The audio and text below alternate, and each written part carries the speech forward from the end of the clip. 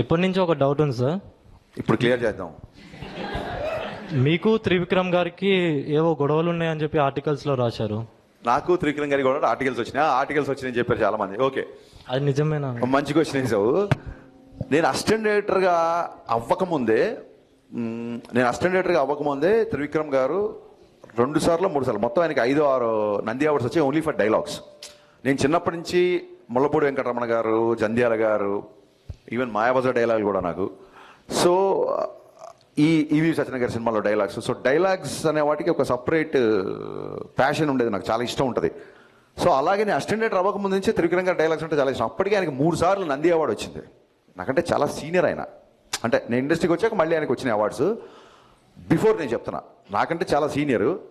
ఇవన్నీ కాకుండా ఇంకొక పెద్ద విషయం ఏంటంటే, నేను ఎక్కడ చెప్పలేదు, ఎవరు అడగలేదు ఈ క్వశ్చను.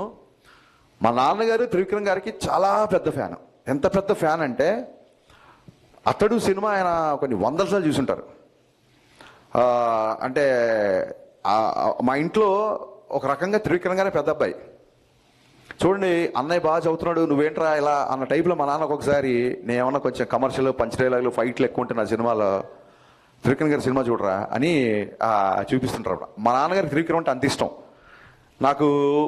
మా నాన్నగారి ఇష్టం నాకు ఏ రేంజ్లో నాకు కోపం తెప్పించిందంటే, ఇంక నేను కూడా లాభం లేదు, 10,000 భావంలో త్రివిక్రమ్ గారి ఫాదర్ దగ్గరికి వెళ్ళి ఆయనకి నా సినిమాలు అన్నీ చూపించి, సార్ మీరు నా ఫ్యాన్ అని చెప్పండి, త్రివిక్రమ్ గారు మా ఇంట్లో పెద్ద కొడుకు, నేను మీ ఇంట్లో చిన్న కొడుకు కావాలనుకుంటున్నా అని చెప్దాం అనుకున్నా.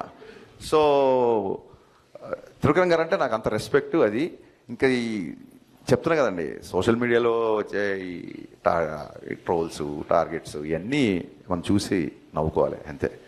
And no doubt Telugu cinema చరిత్రలో యాజ్ అ రైటర్గా త్రివిక్రమ్ గారు వేసిన ముద్ర శాశ్వతం, ఫర్ ఎవర్ ఉంటుంది ఆయన వేసిన ముద్ర. యా.